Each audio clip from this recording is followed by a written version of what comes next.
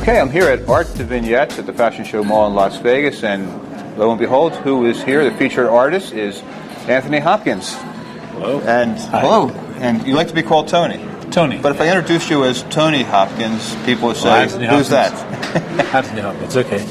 Are you? I know that as an actor, you've talked in the past about being influenced by certain people. As an artist, are there other artists that you can claim that have been influenced by? Well, not really, because I started painting about 3 years ago. I don't have any academic training, and my wife. I'll just give you a brief history. My wife saw some scripts of mine which I'd done, drawings and paintings in the opposite page, and she said I should do some party favors for the wedding. I said, how many?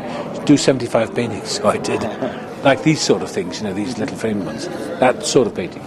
And then she said, well, you should try acrylics. And I said, well, so I did, and I never had any confidence in myself. And then I started painting in acrylic paint, and they dry quickly because I'm kind of impatient. And I paint with great splashes of colour. And I've been learning as I go along, and my style is changing all the time. I paint most days very fast because I like to just paint on the spur of the moment and follow the line of the palette knife which I paint with, and or the pen. Just follow the line and see the colours emerge. Just follow the line and see where you end up. Yeah, I suppose if I was influenced, it's not by anyone, but people like... there's a very great German painter during the Nazi period. He was banned in Germany by the Hitler's lot. His name was Mulder, and he painted with great washes of colour. And I suppose I love the colours of Picasso and the speed with which he painted. So it's all inspiration, it's all intuition, and people seem to like them, the choice of colours.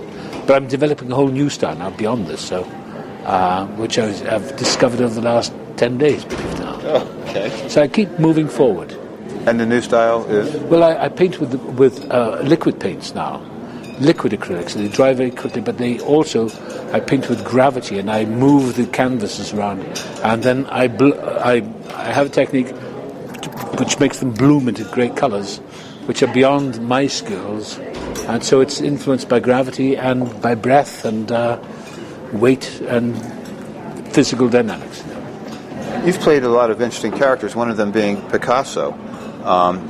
Had you had an opportunity to play Picasso today, now being an artist yourself, yeah, would the way you played it, the role, would your perspective have been different?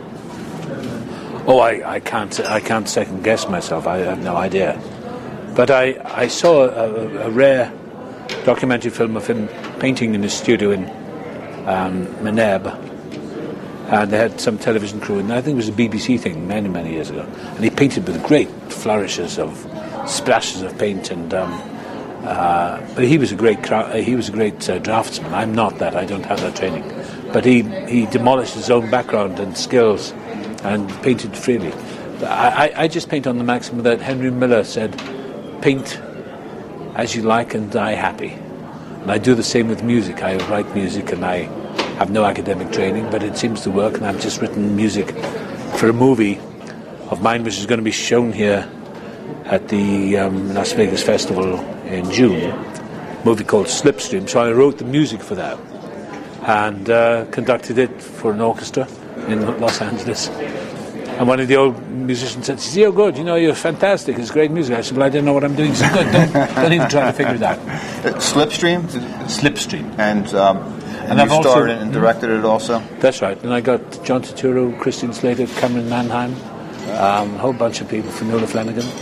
And I'm also preparing a book of paintings, which my wife and some friends of ours, Lulu and Aaron Tucker, making up this book of my paintings and work of my life and so on and so forth. So it's all happening. I mean, it's beyond. They want to do it, so I go along with it for the fun of it. Well, there's no slowing down for you. When you're the Slipstream that you've done is, I've read somewhere, is influenced your, or vice versa, the dreamscapes? There's some subliminal I've quality always to both? been interested in dreams, and all these paintings are from my memory and from visions I had as a little kid. So all these parts of them are Wales and parts of the Arizona desert and from growing up, growing up in South Wales. Yeah. And a lot of them are taken from the desert, my travels in the desert, and I dream a lot. I dream in colour. And I have extraordinary dreams. And you've always had that as your as I was a little kid. So there are some creatures around the corner here, these things over here, faces that emerge in the darkness, all that. So, and I made a movie called Slipstream, which is really a dream within a dream, to quote Edgar Allan Poe. And it's about the nature of reality and our nature of existence and how illusory it all is. And is it all an illusion? Is it all a dream? And my personal philosophy is that it is all a dream. Life is a dream.